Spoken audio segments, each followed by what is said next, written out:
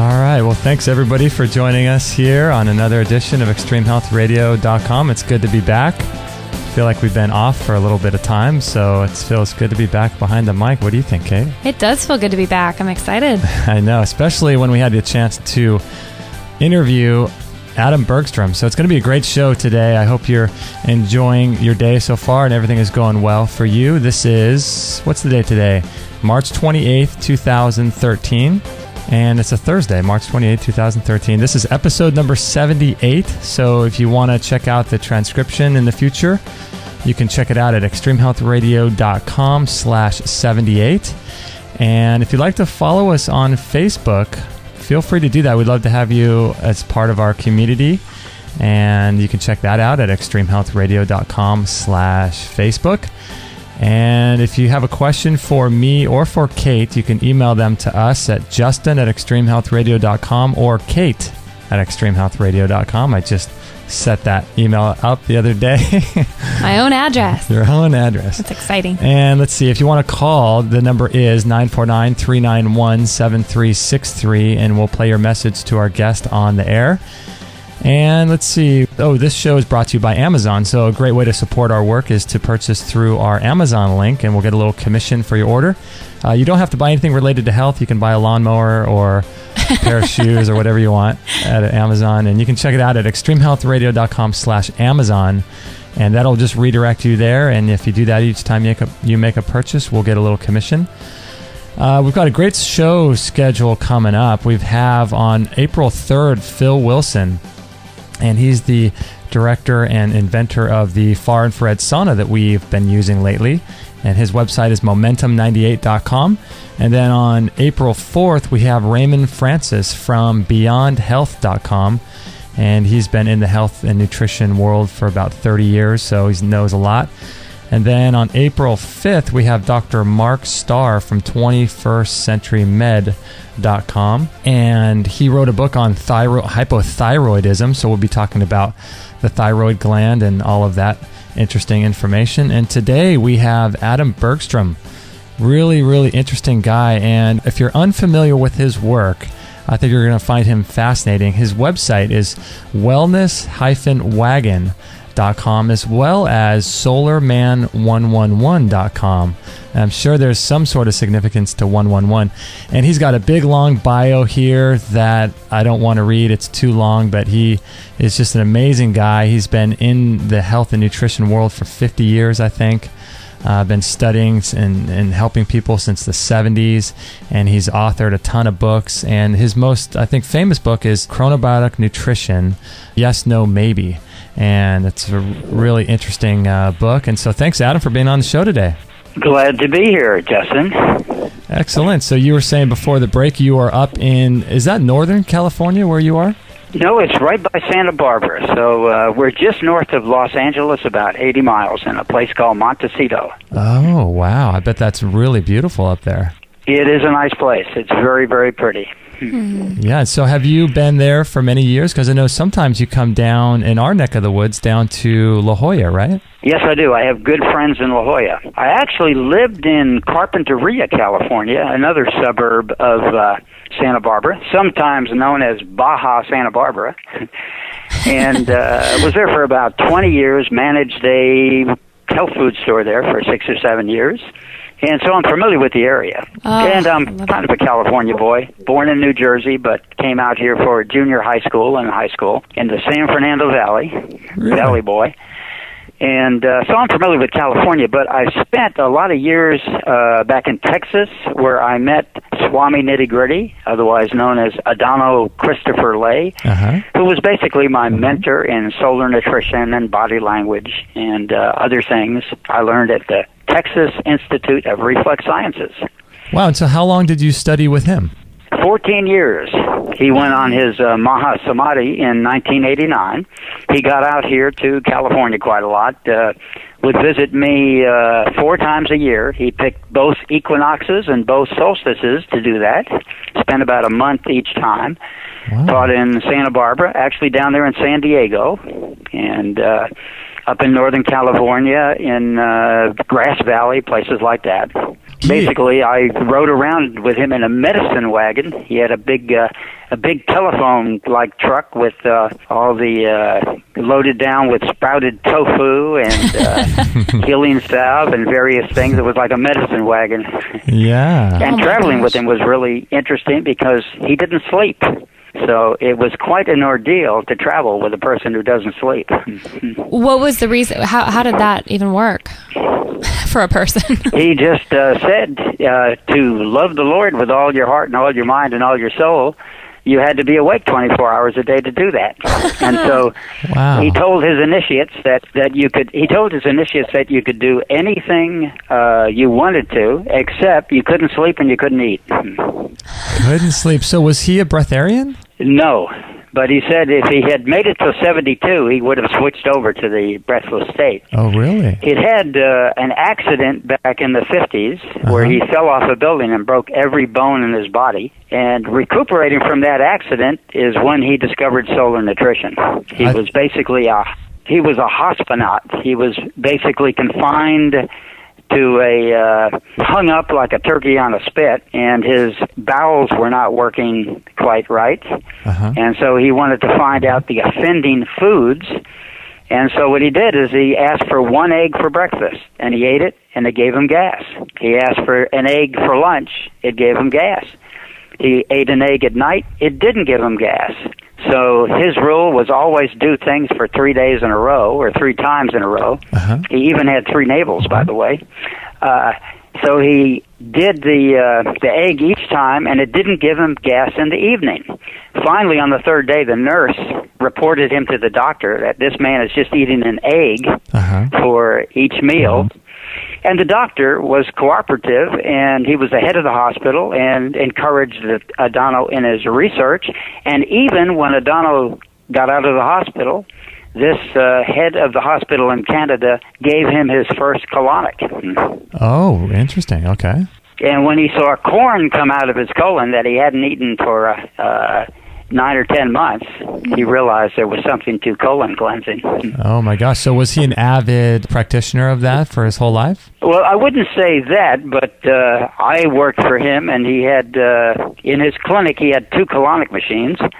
So definitely my introduction to colonics was through him and through a Dr. Marvin Farber, a chiropractor who I worked for a while as a colonic therapist. Or a super-duper pooper scooper, as it's said in the trade. That's great. How does one person have 3 navels? Well, he actually had surgery there. So there were 2 holes, and he had 3 navels. Everything he did was in 3s. In fact, if you asked for help, he wouldn't help a person until they asked 3 times. Really? Wow. And strangely enough, people would ask 3 times, almost always. One time, a gentleman was having a heart attack on the plane, and they asked 3 times, "Is there a doctor on the plane?" When no one answered, they asked, "Does anyone here know anything about a heart attack? Does anyone here know anything about a heart attack?" And finally, on the 3rd time, Adano raised his hand, saved the man's life with reflexology. And the man, Adano wasn't going to charge him anything, but he said, "Give me your address," and he sent him a $1,000 check for saving his life.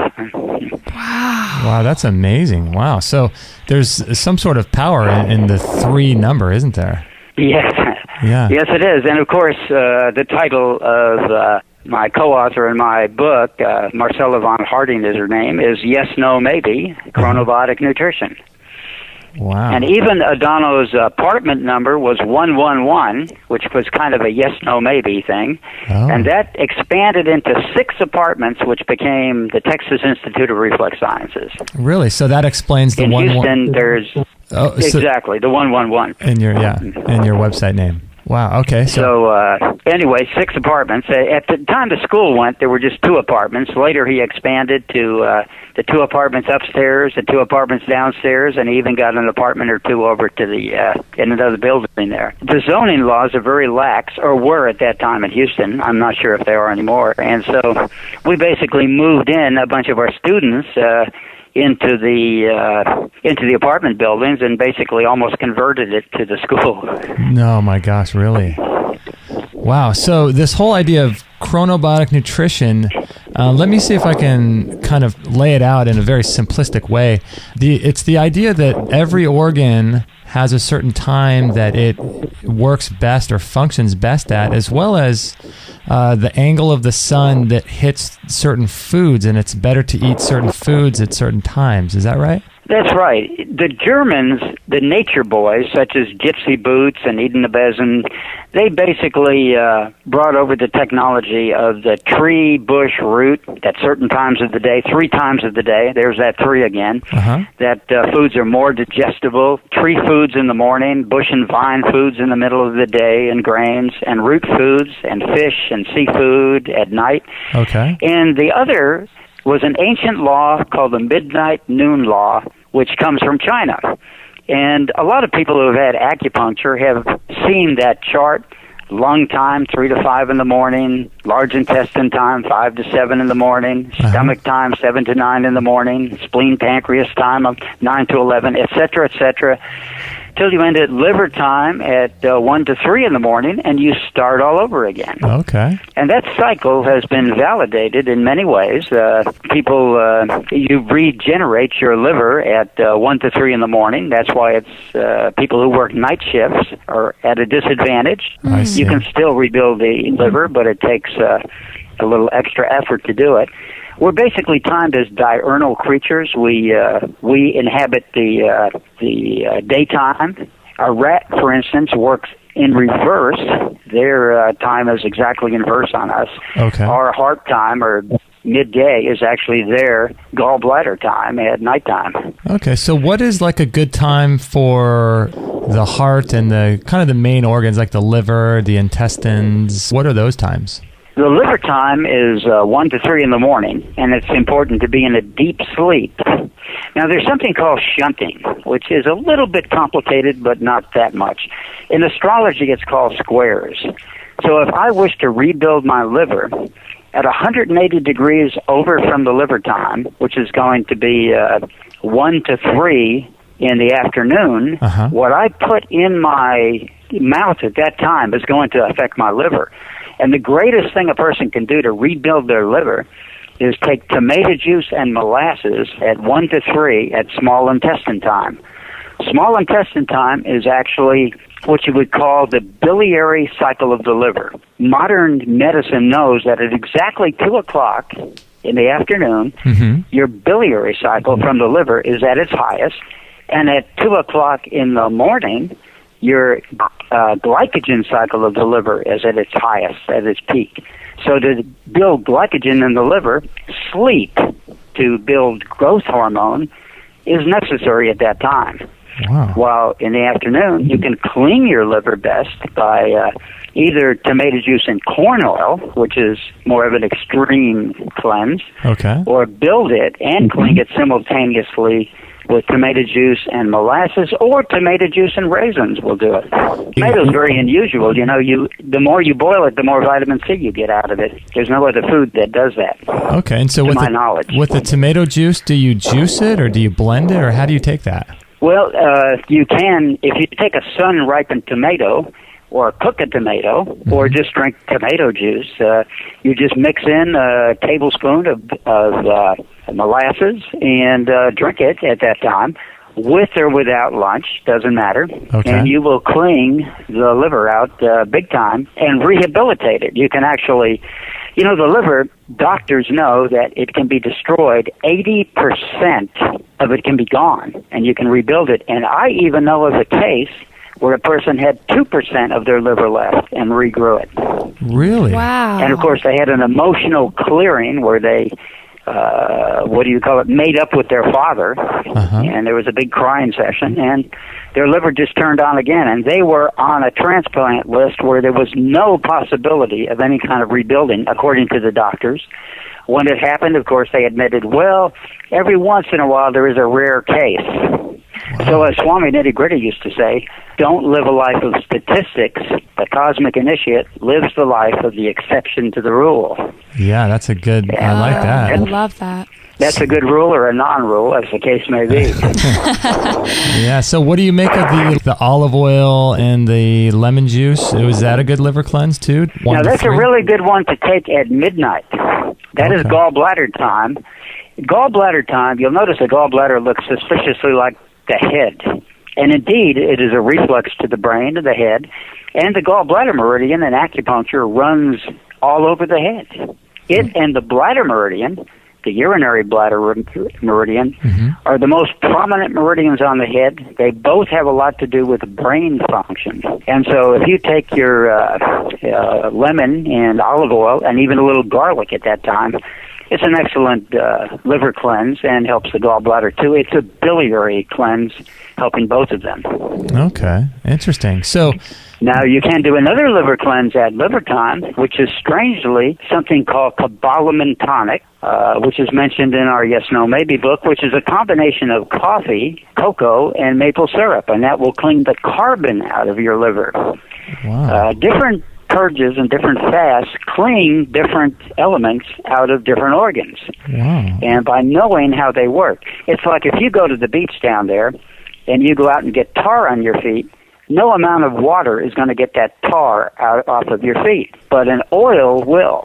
That's why people who go on oil-free diet tend to have gallstones, gain weight, and have all kinds of problems because they don't change their oil. Oh, I see. And changing your oil means you put another oil in to drive the old oil out. An example of an old oil is dandruff, which is rancid oil. Oh, basically. Okay. Wow. So now with the chronobiotic nutrition, let's see, the foods that you'd want to eat in the morning would be nuts and seeds and fruit. Is that right? Yes, nuts and fruits. For instance, this morning we started off with soaked almonds. We had macadamia nuts. And again, because we're eating a lot of nuts, we have one or two. Brazil nut, mac nut, pine nuts, a few of those, cashews, things like that. Okay. And then we had a chirimoya. Okay. And chirimoya, and we had a avocado, which is a morning food, some olives, things like that. Okay. And do you find that there's any issue with food combining with nuts and fruits, or not really as much? You know, how food combining came about is somebody ate bacon, potatoes, and got a bellyache, not knowing that potatoes are a root food, which is a morning food, which is an evening food, and the steak is a midday food. Now, if you have fish with potatoes, you're not going to have any problem. Or if you have your beef with a squash, you're not going to have any problem. So the digestion times have been determined by a man who had a hole in his stomach back in the 1800s, early 1800s, and another doctor, an army surgeon named William Beaumont, examined his stomach for 11 years, even tasting the stomach fluid to see what it was doing, because he had a hole in the man's stomach. Wow. He put food in his mouth, he put it in his stomach, and so just about everything that can be known about the stomach's digestion was done at that time. And it didn't follow the conventional rules of food combining, which comes out of Sylvester Graham and the food combining movement. Still, there's a residue of that. Now, food combining does have some reality. I do not mix citrus fruit with any other fruit. I do not mix melons with other fruit. And certain things like spinach and tomatoes don't go together. Okay. And so there is some reality to it. But the timing, which you would call chrono or time-controlled food combining, is a reality. When you're mixing foods, like you said, like a citrus or a melon or things with things that shouldn't be combined with other things, is it that it's not helping you at all, or is that it's actually doing damage as well? It actually will do damage. The best foods combined at the wrong time will actually be counterproductive because the body has to warehouse it. It's like if you have a business, it's best to have a first in, first out business. In other words, you get it in, and your customer knocks on the door. This is called synchronicity or timing. And you hand it to them. There's no shelving space. So in other words, if your body works precisely on time and doesn't have to have storage space, you have extra energy for your immunity, for your health, for your bodybuilding, for your weight loss or gain, whatever you wish to do. But many people's bodies, they just assume that whatever they put it in their mouth, it's going to be handled at that time. Right. And, of course, life doesn't work that way. If I tell you tell you about a health food store, and you go there, and you come back and say they were closed. And I say, what time did you go? And you said, I went at midnight. I said, well, health food stores aren't open at that time. Right. Then I tell you about a nightclub, and you show up at 10 in the morning, and they're closed because the nightclub doesn't open till nighttime. It's in the name. Same thing happens with food. We just assume that if we put it in our mouth, it will be handled immediately. And that's just not how the body works. Wow. That's really interesting. Okay, we got to take a short break, Adam. We're having a good time with Adam Bergstrom, and make sure to check out his website. He's got lots of great information at wellness-wagon.com, as well as, I like this one, solarman111.com. I like that. Yeah, he's written some great ebooks and all kinds of fascinating information. And we're with Adam Bergstrom again, and we'll be right back after this break. It was really cool. A while back we had Deborah Lynn Dad on our show, and that was episode number 45. She's kind of like the queen of detoxification and getting toxins and chemicals and poisons and drugs out of your body and out of your home. She has a really, really great website. And again, that was extremehealthradio.com/45, her interview that we had. And she turned us on to a really cool product. It's a natural zeolite, which is pretty amazing, actually. And if you're interested in that kind of thing, you could check it out at extremehealthradio.com/zeolite. That's ZEOLITE. That will redirect you to this really cool product that she turned us on to, and I talked with her at length about it, and I've been doing a lot of research about it. And zeolites are adsorptive, so they're positively charged, and they bind to anything that's negatively charged, which is like toxins and poisons and chemicals and all these things that we're exposed to. And what they do is they just pull them out of your bloodstream. The size of the zeolite molecule is really important too. So the smaller the size, the more powerful and the more toxins it's going to grab onto and flush out of your body. And this one I think is 0.03 microns, which is really, really small. I think it's the smallest in the industry from what I've learned and from what I've researched. So it's really, really a cool product. And if you're living in the modern world and want to get these heavy metals and toxins and poisons out of your bloodstream, check it out, extremehealthradio.com/zeolite. And it's about, I think, $24 per month for a bottle. And it's really a great way to get rid of these toxins and poisons out of your bloodstream and capillaries and out of the cells and all that kind of stuff. And we really, really liked the product and spoke with the company and trust Deborah. She's done a lot of great work. So if you're interested in that kind of thing, check it out, extremehealthradio.com/zeolite. Or you can read about it more on our store as well. And thanks for listening, and let's get back to the show.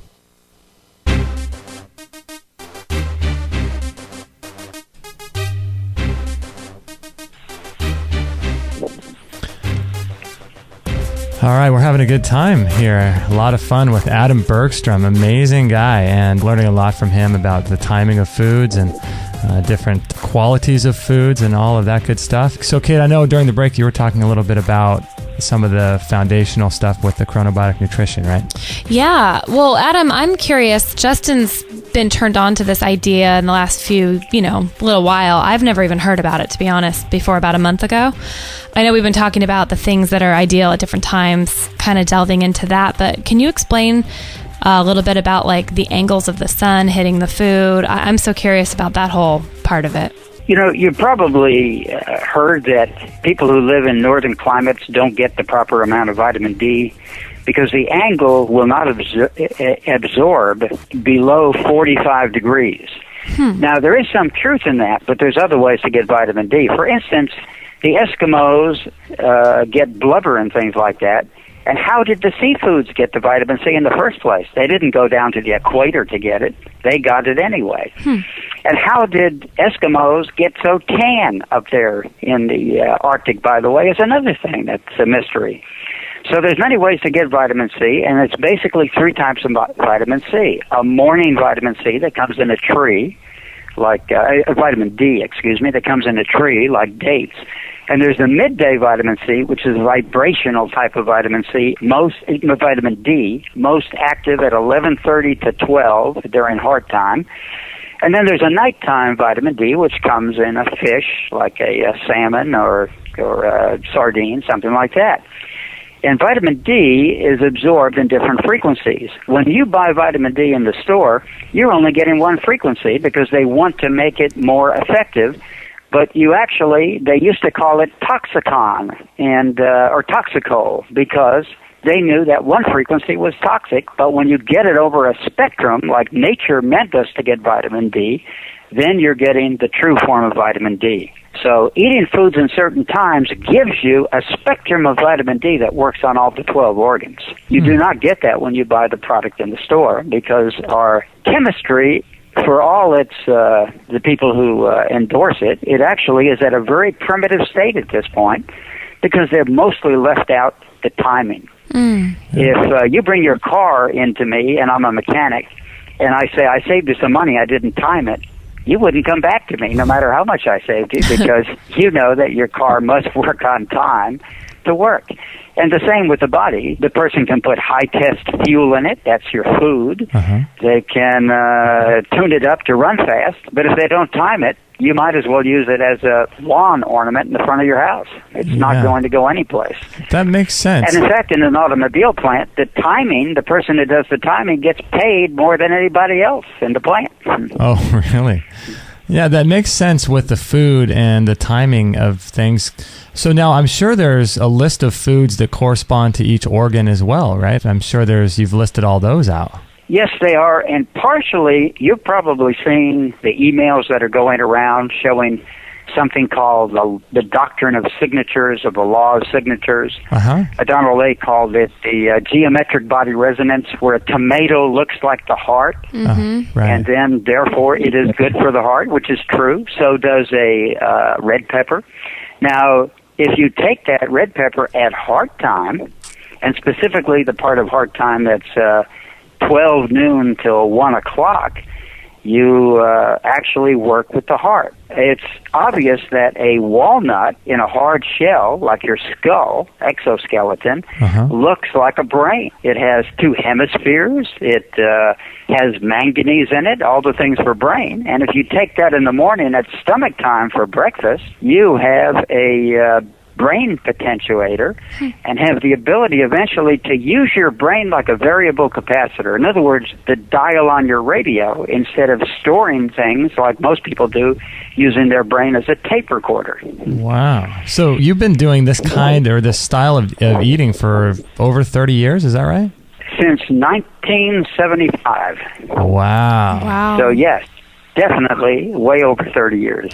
Or 30 revolutions around the sun, as Swami Gritty preferred to call it. Isn't it funny how the color wheel starts at red, goes all the way to violet, and mysteriously switches back to red, just like the clock goes to 12 and mysteriously switches back again over and over in a circle or a spiral? If we think linear, we age ourselves and we destroy our health. But once we realize that the universe is a set of spirals, you go around in a circle at the third chakra, which is the color wheel, and you go to a clock on the fourth chakra, which is your timing. All of your timing occurs with the heart as the central organizer of the other 11 organs in Chinese medicine. Now, organs, your eyes can be in organs, but they all are subunits of the 12 organs. For instance, there's no brain meridian, yet the brain cannot work without the lung meridian. So the lung meridian and its shunt, the bladder meridian, which looks like a brain, the gallbladder meridian, which looks like a brain, and the heart, which actually propels the blood to make the brain work. So we're set up by geometry to work. In fact, chemistry is overridden by geometry, something scientists call cytoarchitecture, but they don't usually tell you about it because they're trying to sell their chemical patents and DNA patents. Right. And DNA does not control our destiny. It can give you indications, just like in iridology. You can look at the eye and see certain things on your hereditary, what your heredity is, but it's very hard to control and change your eyes to do that. Scientists would have people believe that by changing the genes, they can change your destiny. And, of course, the gene will just change back because the gene does not control our destiny. It's static and can't move at all. Okay. So you mentioned something earlier about being, 70 years old or whatever. So when you say I am 70 years old or I am 20 years old, the body will actually respond to that in an energetic way, won't it? In a negative way, yes. So I say I'm 72 revolutions around the sun, okay, and then it responds quite differently. If I even say I'm 72 years young, I've put myself on a conveyor belt, and the way the mind works, it thinks of a cliff at the end of the conveyor belt. Like, if I'm 72 years old, I'm closer to it, but if I'm 72 years young, I'm still on that same conveyor belt. Oh. This can be demonstrated by applied kinesiology. You do a simple muscle test, have a person say there's so many revolutions around the sun, the muscle will hold. But if you say any of the other versions of it, the muscle will not hold. Wow. Wow. So, yes, circular motion can be proven. The police are trained in applied kinesiology to weaken people so they can disarm them easier. They have various tricks, including asking you for your address. As soon as you say any number over one digit, it weakens your muscles so they can have an advantage on you. And, of course, they use the hand sweep downwards to weaken people. They don't do like a martial artist who rotates their arms forward. They build up their own meridian, and they weaken the opponent's meridian. They just do a hand wave, and it weakens you. You can even do that with your eyes. Wow, that's so fascinating. That's fascinating. We have a handful of questions here in anticipation of you being on. Do you mind if we kind of go through a few questions? Sure, love to. Okay, Jennifer from Eugene, Oregon, she writes in, I'm 28 years old, and I want to increase the chances of fertility with my husband. What are some of the ways we can do this? Okay, I'm giving the person a loaded gun because it may not be their karma to have a child. Okay. So first, figure out for sure that the relationship is steady, all of that kind of things, and then wear green. Eat green food, wear green clothes, use green lights, and if you have any gray clothes, throw them away immediately. Gray? Really? Gray is a birth control color. Now, any listener, please don't take this as a 100% rule. There's other things that happen, but statistically, you decrease your chances of having a child by wearing the color gray. And when people have come to me for information like this, immediately I find them with a gray car or gray seat covers or gray clothes or gray walls. One friend of mine, when she wanted to get pregnant, her bedroom looked like a file cabinet. Everything was painted gray sheets, gray bedspread, gray walls. Wow, really? And fortunately, though, she didn't really follow all the green instructions and got divorced. So it would not have been a good idea for the person to have a child in that case. And I've come across this since. In fact, one person, I've told a lot of people this, and they've got pregnant, but one person, they got pregnant for the first time in 10 years, but it was stillborn. And then I realized that there can be traumas involved with this, so a person needs to really be clear on why they wish to have the child. Is it their husband that wants them to have the child? Are they competing with a sister who had a child? These are actual cases I found. Okay. And then it would be counterproductive. That's interesting. But there's many ways to do it. There's You were just talking about the color green in pregnancy for this young woman here in Jennifer from Eugene. And I believe the color yellow is involved in pregnancy as well, right? Yes, the colors tend to match what's called the chakras or the endocrine acceleration areas. Okay. And red is basically the anus, and the genitals are in orange. And the actual pregnancy chakra is in yellow, but the green is the heart chakra. And a woman cannot get pregnant unless the energy goes through the heart chakra. That's what the green is about. Now, green is a trauma pattern, too.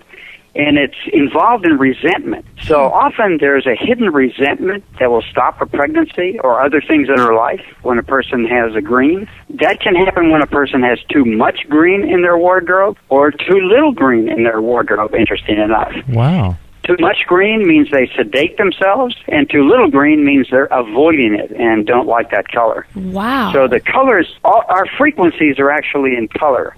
When a person goes to a therapist, they do not go to get colored of a trauma. They go to get clear of a trauma.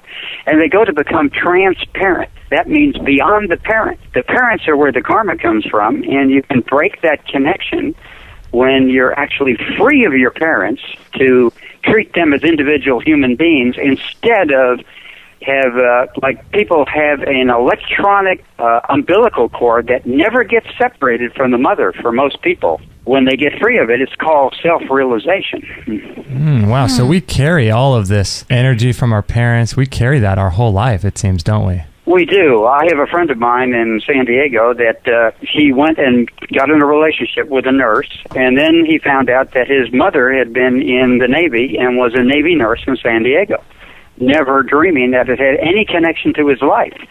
So these things will run our life in such a way we think we're making free choices, and they're actually the avoidance patterns of our parents or the desires of our parents that we're living instead of our own life. Most people either react toward their parent positively or they work against their parent, and that's not free will. It's back and forth. But the maybe is when you get free of those patterns and you can choose your own life. Most people do not have that luxury. Okay, so they think they do. So they're either living for their parents in terms of what they think their parents should be putting on them as far as what they should be doing, and then or rebelling, and then you got two sides of that equation. But you're talking about that maybe side, which is right in the middle, and that is doing what you want to do. And I think a lot of people are living that kind of life these days, you know? Yes, the freedom is in the maybe or the flow between yin and yang, between the opposites, between the parents. But most people they usually have a favorite parent and one that they don't. In fact, the so-called dominant gene is usually the parent they identify with, and the recessive gene is the parent they don't identify or like the least. And whether we know it or not, we usually have a favorite parent, just like the parent will have a favorite child. Right. And that's just human nature. Wow. That's interesting. Wow, I could talk forever on that, but we probably should kind of bang through some more of these questions here. She says, hello, my name is Robin. I love your shows. I had chemotherapy for a lymphoma cancer 18 years ago and want to detox the chemicals out. What kinds of cleanses do you recommend from Vernon, British Columbia? Solar nutrition or chronobiotic eating itself is a cleanse, and it's a healthy cleanse. A fast, when you think about it, is opposite of slow. It basically is a way of speeding up the body to cleanse chemicals out. Okay. So just by eating your foods in time, as addressed in Yes, No, Maybe, or at Solar Man 111, and by the way, Solar Man 111 is the only website that we have now. The other one is obsolete. Oh, okay. So, and on that, there's a food list to give a person an idea about it. And in our book, we go into all the meridians and which times to eat it according to the ancient acupuncture laws that a lot of people are familiar with. Now, various foods are more cleansing, and for instance, with chemotherapy, what happens with chemotherapy is people get more alkaline. They get hyperalkaline. And you hear a lot about acid alkalinity, that we should be more alkaline. And indeed, alkalinity will actually prevent cancer, but unfortunately it spreads cancer once you have it. And so when people get chemotherapy, they subject themselves to an over-alkaline state. So it's very important to acidify themselves back. And that can happen by simply eating quality proteins at the correct time of day. Almonds in the morning, meat or beans or some way of getting some kind of a protein, animal or not animal, in the middle of the day. The tomato is excellent, by the way. And eating fish or potatoes and mushrooms, things like that at nighttime, to rebuild the acid structure of the body, which has been destroyed by either chemotherapy or radiation. Okay, and you wrote a book, I believe it's called Acidify or Die, that kind of goes along with this idea, right? Yes, and it's basically, of course, balance is what's important. I wrote that in protest to a book called Alkalize or Die, which you've probably seen at your local health food store. And here's the funny thing about that book. If you look at the cover, you see a beautiful mountains, waterfall and woods and or forestry and all green. And then you see a dried up desert. The author has identified the acidity with the desert and the alkalinity with the mountains. It's exactly opposite. Mountains can be so acidic that plants won't grow under pine trees and things like that. And, of course, a desert is an alkali flat. Okay. So they've got it absolutely backwards. Wow, that's wild. Wow. Now, alkali are the breaks. Think of alkali minerals. For instance, say a cook is cooking something. They put the lid on the pot to preserve the life force. What is the life force? They're acids. All essential oils, for instance, are acidic. They're acids. They are destructible, and you have to keep the lid on to preserve those. The alkalis, of course, are metals. They sink to the bottom of the pot. There's no loss of your minerals, but your minerals protect you against cancer. If you get too young inappropriately, you get cancer. If you get too old inappropriately, you die of old age. We're somewhere in the middle. The razor's edge is the balance between both. So I wrote that book in protest to the other book, and of course, it's a balance. You can definitely be too acid, and you can be too alkaline. Wow. That's so interesting. We have a couple more questions we want to get through, but we got to take a quick break here. The other question is about adding some muscle, and then the other question is about some digestive problems. So we'll get to those after the break. We're with Adam Bergstrom, and his website is solarman111.com, and that's the number 111.com. And check out that website for his books and his writings and all kinds of great stuff on there.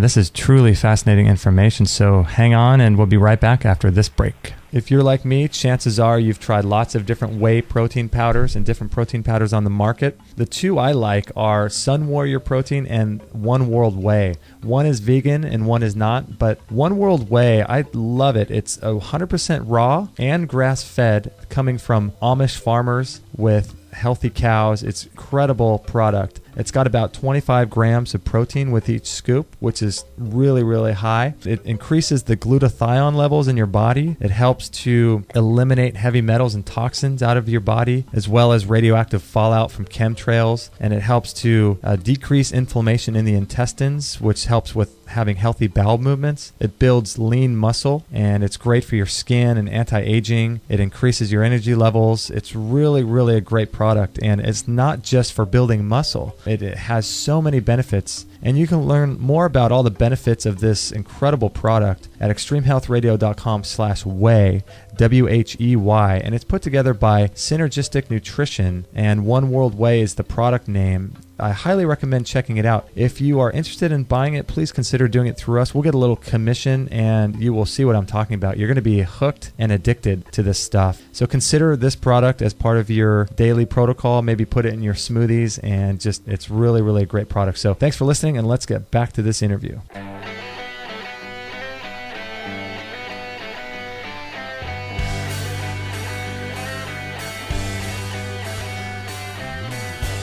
All right, we're with Adam Bergstrom and his website. Check it out. It is solarman111.com, and he's the author of Yes, No, Maybe, Chronobiotic Nutrition. I could say that.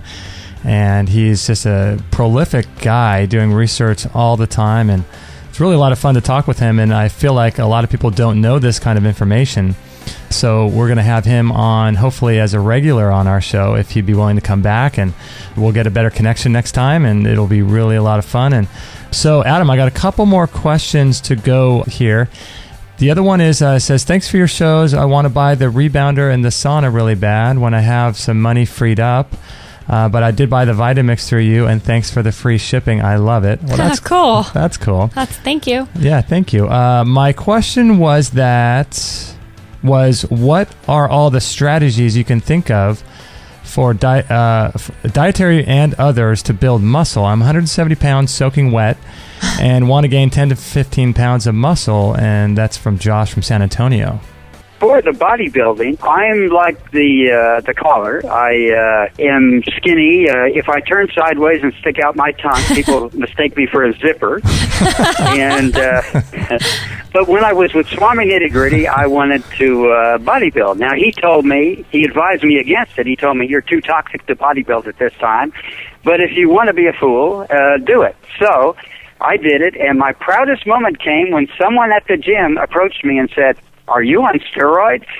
Wow. Well, I puffed out my chest like a peacock, and basically The main technique is to drink cold water after your workout, because muscle is gas, actually, and it's mostly made out of fat, not protein. So, in fact, there's a famous bodybuilder named Casey Viator who worked with, what was the name?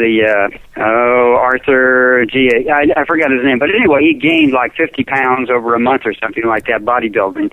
But what they didn't say is that when he won, I believe it was still called Mr. America back then, when he won the contest, he gained 75 pounds in 3 days. Oh. Now, that, according to normal thinking, is impossible. But if you read the introduction to my book, Yes, No, Maybe, I fasted for 24 hours, or actually a little more, and gained 10 pounds. So at that point, I knew that everything I thought I knew about weight gain and loss was incorrect. Weight gain is actually caused by pressurization from gaseous pressure in the body. The gas moves the fluids, and fat, of course, is 8 times more soluble for gas than it is for fat, than it is for hydraulics, and so water weight is a minor function. Most diet plans, in fact, lose 5 pounds of water weight. They do not lose the gaseous weight, which is in the cell. And so there was a man called Sri Yukteswar back in the day, and his guru put 50 pounds on him overnight. Whoa. And that principle is really very real. It's gaseous pressure that makes us gain or lose weight. What was that guy's name? Sri Yukteswar. He was the teacher of Paramahansa Yogananda. How do you spell his name? I'm curious to look him up if I could. Sri Yukteswar is S-R-I, is the first name. It's more like a title than anything else. Okay. And Yukteswar is Y-U-K-T-E-S-W-A-R. He's well known for a book called The Holy Science that was written probably in about 1898, if I remember correctly. Wow. That's interesting. So he put on 50 pounds overnight? Is that what it was? Overnight. Now, I did 10 pounds overnight with fasting, and basically I got in a stress condition. What most people say about weight gain when they get older is actually a stress situation. In my case, I got in an argument with my girlfriend down in Orange County there someplace, jumped out, it just ran and hitchhiked back home, had $2 to my name. I think I had a Tootsie Roll, and someone gave me a beer. And when I got home, I was very sensitive about my weight, so I jumped on the scale, and I was 10 pounds heavier. Oh, my gosh. Not understanding the principle, even though Swami Nitty Gritty had explained it to me, I thought my metabolism had changed. So I ate and I ate and I ate, and I forced about 3 times more food down to get another 10 pounds. And to my amazement, I lost the 10 pounds I'd gained overnight by fasting. Wow. So at that point, I knew what I thought I knew about weight gain and loss was incorrect.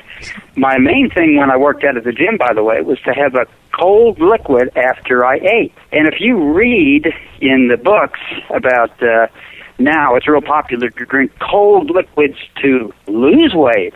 It's actually the opposite. The strange thing is you will burn more calories when you drink cold liquids, but you'll counterintuitionally, you'll actually gain weight.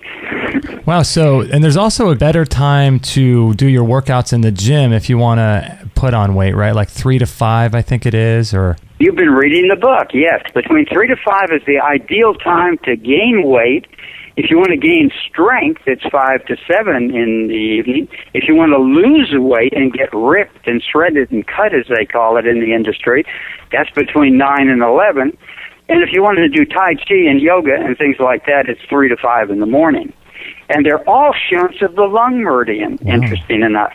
The bladder meridian, and the triple heater, by the way, is the best time to learn to swim or to compete in swimming. So if you do a workout and you're trying to put on weight and you want to go for maybe the 3 to 5 time period, but let's say your schedule kind of only allows you to work out and do strength training in the morning, are you just kind of working against biology to some degree, but you're not doing any damage, you're just not going to grow as fast as you would like? Is that kind of the idea? You won't grow as fast as you like. And then there's ways to get around that by drinking cold liquids, eating certain foods, doing certain things to compensate it. Now, when a person can't show up in a certain schedule, my answer is what inner consciousness has arranged their life so they can't direct the life the way they'd like to do it? And, of course, that's a factor. But when they think they can't, then that's a strategy. You will not hurt yourself at all by working out at that time. In fact, since gas goes into the muscle, it might, in some ways, be healthier to work out at spleen-pancreas time, and that's blood sugar balancing time, too. So, wow. When you work out at 3 to 5 in the afternoon, you actually can help your bladder function and your lung function and your spleen function and your triple heater function, which is basically thyroid. So it works as a therapy for hypo or hyperthyroidism by working out at that time too. And they do this for like Olympic athletes, don't they? Don't they have their races at certain times because of this? They jockey for position. For instance, in marathon racing, at 4 o'clock, your oxygen supply to your body is the greatest. So that's the time to compete in marathon running and marathon events. And they actually do that. They jockey for position because they know of that advantage. Almost no marathon races are broken in the morning, so they jockey for that position. Now, if you want to meditate, you have the least oxygen at 4 in the morning. So that's why all over the world, in Catholic monasteries and ashrams in India, they get up at the hour of dew, they call it, or nectar, the hour of nectar, between 3 to 5 in the morning, and they meditate.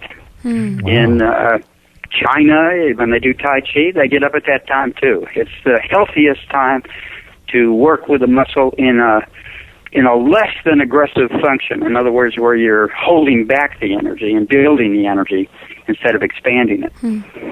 Well, I can't wait to read your book, Adam, and I'm sure you talk about this in there, but I'm just so curious. When was the first recorded... I mean, people I'm sure have known about this cycle, I'm sure, for all times past. In your discoveries and things that you might know about it, what was the first recorded or written down realization people came to know about this kind of stuff? You know, the midnight noon law probably goes back to the 7th century AD or so, but it probably goes back a lot earlier. For years, I studied the I Ching, the Chinese Book of Changes, and they talk about timing in detail in a book that was probably written in 2,000 or 3,000 BC. Wow. According to Swami Nitty-Gritty, this has been known since 10,000 BC and was actually originated in Mongolia.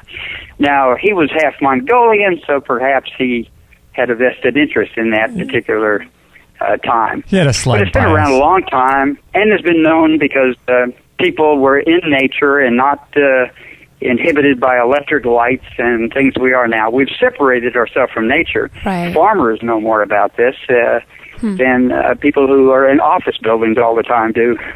Yeah, I think we're so much, very, very much controlled by the cycles of everything rather than being, linear and like you were talking about. But we got one more question, and I want to get to this. Person wrote in, Robert from Morgantown, West Virginia. I've been a fan of Adam for many years, and it's great to find him on your show. I'm so glad. I've been dealing with digestive issues for the past 5 years. I'm 42 years old and eat an all-organic whole foods diet, but I get gas and bloating no matter what I seem to eat, and any help would be appreciated. Thanks, Adam. So glad that you're on Extreme Health Radio. Well, thanks, Robert. I appreciate that. Great. It's probably a timing trauma, or it could be an emotional trauma, can be tied in with the two. Usually, it boils down to food combining, but it's actually timing combining that's most active. At every meal, a person should have a protein, they should have an oil or a fat, they should have a carbohydrate, and the vitamins and minerals that go with the program. Many people I have challenged to double and even triple their calories and lose weight, and that happens quite often. When it doesn't, it can be things like a gallbladder meridian, which often can sabotage that, or an emotional trauma are two things that come to mind. So, first of all, I would recommend getting on chronobiotic eating, solar eating. And second of all, if that doesn't work, and often it works very dramatically, I know people who have lost 10 pounds in 10 days and 7 pounds in 7 days when I first gave that challenge to someone. And one person said, I'm going to prove you wrong. I'm going to stuff myself with food and even have a donut and coffee at 3 o'clock, you said, for a special type of therapy, and prove you wrong. Well, she came in 7 days later, noticeably thinner, and She said, I have no idea how this works, but it did work. Wow, that's so She was actually annoyed that she lost weight. She must have didn't like you very much. So it does work. Now, some people will actually get on solar nutrition, and they will even gain weight, and then they should figure out their emotional patterns, and also it's important maybe to do a purge on the gallbladder, because the gallbladder is involved in a lot of weight gain issues, and that's why it's important for a person who's having a weight gain problem to be either asleep or meditating at midnight when the brain polarizes, and you can have weight problems right off of that. That was my question that came to mind about when you said the gallbladder meridian. What are other ways that they can do to help themselves out besides what you just said? You mean to stop the bloating? Right. Well, you know, a lot of people, I'm a colonic therapist. I don't do it anymore, but I've been trained as one.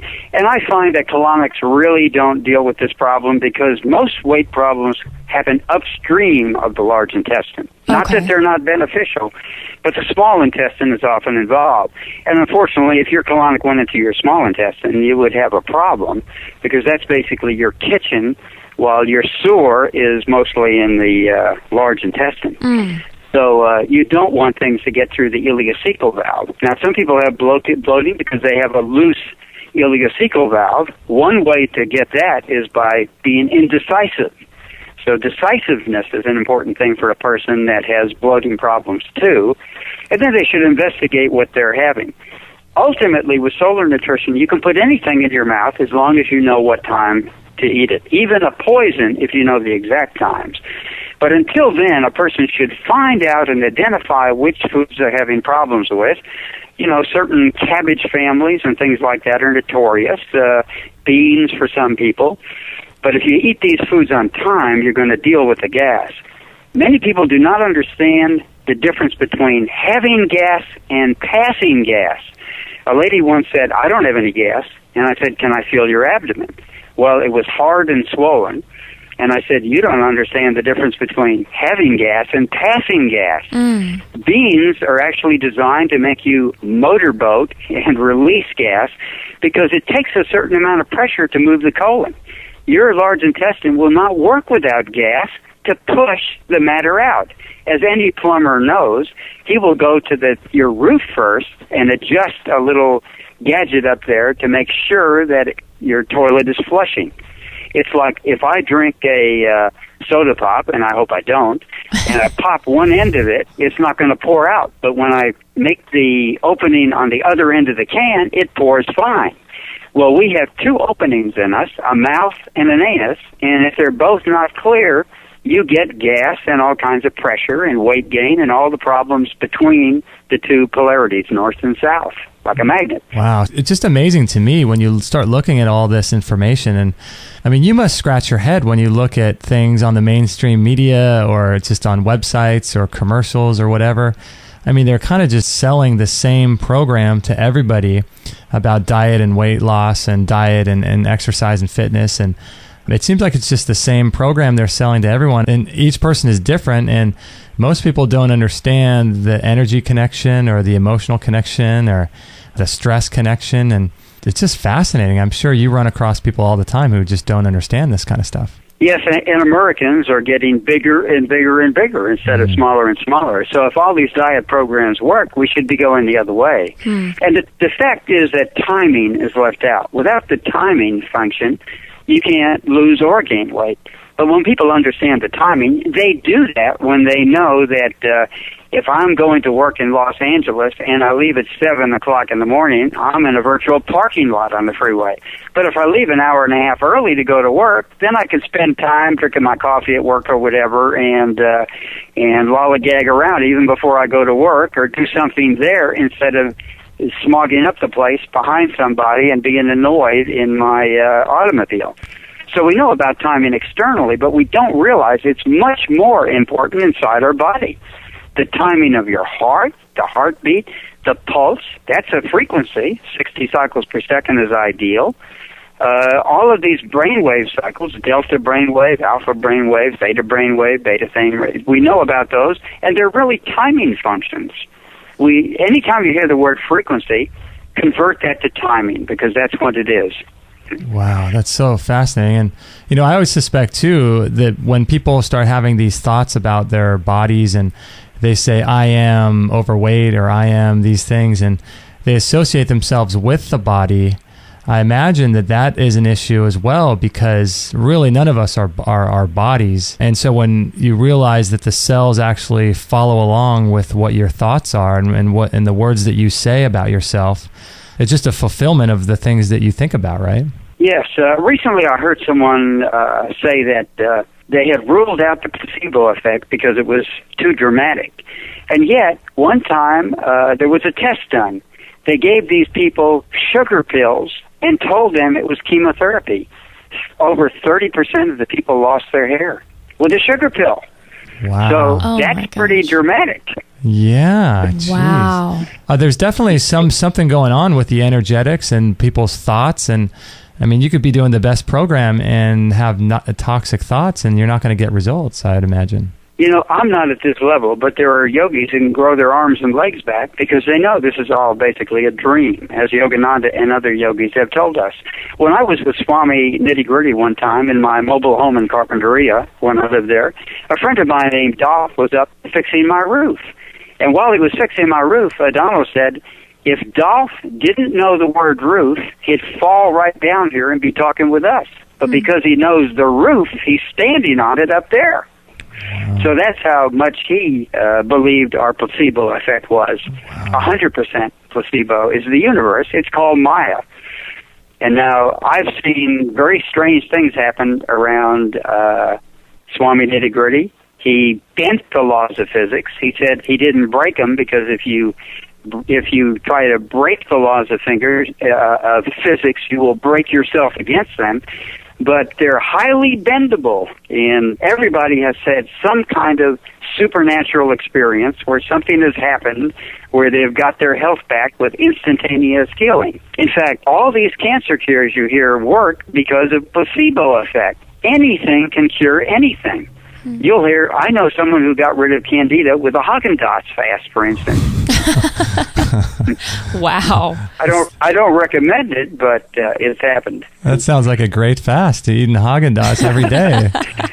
That's right. I'd suggest just eating it in the midday because dairy works much better in midday. Wow. Right. So where do you come up with all this information? Are you just spending time in libraries or reading, or where are you getting all this? You know, after studying with Adano Ley, I became like a phantom of the library. I used to go up to the university here at UCSB. I'd get there at 7:30, and I would leave when they would kick me out at midnight.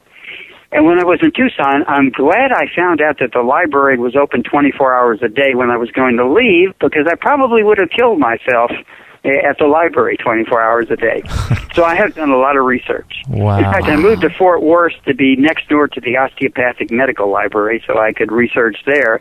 Now, thanks to the Internet, I'm not confined to a physical space anymore because we basically have the Akashic record available to us on the Internet. Yeah. Especially if you know how to use it, because mostly the Internet is directed in such a way to get you the most common information of the common paradigm out there. But if you know how to make an end run around it, there are techniques to get the information that you wish to that other people cannot access. Wow, so that's specialized searches and things like that, right? Yeah, so what you have to know special searches because the searches they have are directed. For instance, many pharmaceutical companies had the word Jesus tied into their program so that if a person got desperate and they asked for help from God, they would take it to the contraindications on the drug that the pharmaceutical companies would be providing instead of the actual contraindications. There's a lot of contraindications out there for drugs that are very toxic, and they hide those from people. Oh my gosh, that is amazing. So are you working on any projects that you got going on right now? I know you have a school and you work with people and over Skype, I believe. And you got any other projects that you're working on? Upgrading some of the ebooks I have and working on another book on time-controlled eating. I've got 2 out as ebooks now. One is a giant food list, which my idea was to put every food in the world and list it and different things it did. It works well with a search engine because if you put the find button, for instance, if you put diabet, which covers diabetes, anti-diabetic, diabetic, all those words, you just go right down and find all the foods for the time of the day that work on blood sugar or whatever. Oh. And that was specifically designed to work, because if you get it and print it out, to look up one thing, you might have to look through it for an entire month to find all the information, while at the flick of a switch, you just hit it. So I use that a lot as a reference. When people ask me something, I just hit that find button and find all the foods that will work on blood sugar at the time of day and the various nutrients that are in them. Wow, that's amazing. So you have about 20 or more of these ebooks, right? Yeah, basically, counting the 4 volumes of Butterflies Need No Taxidermist, it's up to 21 or 22 books now, and I'm working on some other ones. Some of them I just have to scan into the computer because I have written some other ones. Some are booklets, they're not very long, and the food list is large, and the Butterflies books in 4 volumes is definitely large. Wow, golly. This is fascinating. You are fascinating, Adam. Well, thank you. Oh, man. Wow. Yeah, wow. So amazing. So, well, I want to thank you for being on the show and spending some time with us. And I apologize for the connection here. We'll have a better connection next time. I apologize for that. Well, it could be on this side, too. Our computer, the service dumped us here, so perhaps that was it. But usually we don't have this problem. Yeah, no problem. Well, no problem at all. Well, thanks, Adam. Would you mind holding on for just a second? Love to. Excellent. All right. So, Kate, what did you think of that show? That was cool, wasn't it? Wow. Yeah, he's a fascinating guy. I feel like the world, like the way I view everything, just got changed a lot. Yeah. I can't wait to read that book. It's interesting because he's really into the energetic side of healing and birth traumas and all that kind of stuff too. And it's just, it's fascinating. It's fascinating to me that people don't know this information, and what you get in the mainstream media is just kind of like what you get on Channel 4 News, or it's all just Jillian Michaels, I like Julian, but how to get Jennifer Aniston arms. Yeah, and there's so much more. I feel like we're growing up backward. That's how I feel. Yeah, because you have to really go back and work from back to front to figure out where, what's going on. Right. And it's sad that, well, I'm not going to say, I was going to say time isn't on our side, but as we just talked to Adam, we should start referring to ourselves as, 34 years young or 34 rotations around the earth. There's power in that for sure, but you feel like you need the years that we are now to learn this all. It's like, imagine if we had a whole generation of, our children and our children's children learning this stuff at a younger age. I feel like it's just such a huge benefit to be exposing people to this at a younger and younger age. Yeah, and it's interesting to me when you look at everything in our culture, like he said, was linear. And moving right to left and like a conveyor belt, and eventually it ends. But really the way the universe works and the way God set everything up was everything works in cycles. You look at like a wave. A wave is just basically a circle in the ocean, a circle of energy. The earth spins. Everything, planets around the earth, everything's atoms circular. Or electrons around atoms, and typhoons and tornadoes. Everything works in a cycle. Same with women's cycles, everything like that. Everything cycles. But yet we're just bound and determined to make everything on a linear thing, Christopher Columbus, man. What do you mean? Oh, how the world is flat, world is round. I don't know how. Yeah, I was just thinking, oh man, that's a whole separate show. What Christopher Columbus I don't know why did. that just came into my head. But no, I know what you mean though. It's interesting when you start seeing as it really is. Yeah, it's just really fascinating. So I want to thank everyone for joining us. I hope they found it fascinating, and we'll get a better connection with Adam next time. We had a few dropouts from Skype, but we'll piece it all together, and by the time you're listening to this, hopefully it's a good show. And what else is going on? If you'd like to join our mailing list, feel free to do that. We have almost 1,000 subscribers so far. It's growing. It's really, really great. And you can do that at extremehealthradio.com/subscribe, and that would be a great way to connect with us. And I send you an email about once a week on different subjects related to health.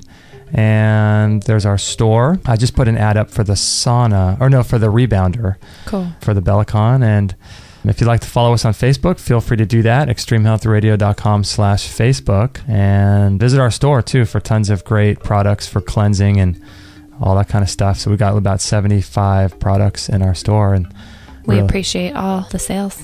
Yeah, thank you everyone for supporting us. And if you'd like to just donate, send a couple bucks, $5-10, feel free to do that. We could greatly use your support.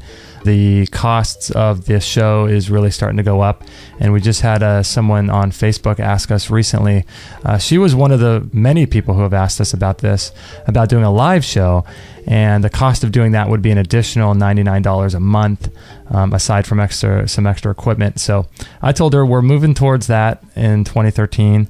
And hopefully by the time you're listening to this, it will be a reality. But so exciting. Yeah, we just got to generate some more money so we can, provide that service to you guys if you're interested in doing a live show with us and calling in. And that would be a lot of fun, I think. So you like that? I would love that. It'd be great to have a listener call in and interaction like that. It'd be fun. All right, guys. Thank you so much for listening, and we'll catch you on the next episode. If there's anything, Maggie. If there's anything we could do for you, just let us know. Kate has her own email address now, kate@extremehealthradio.com, and mine is justin@extremehealthradio.com. And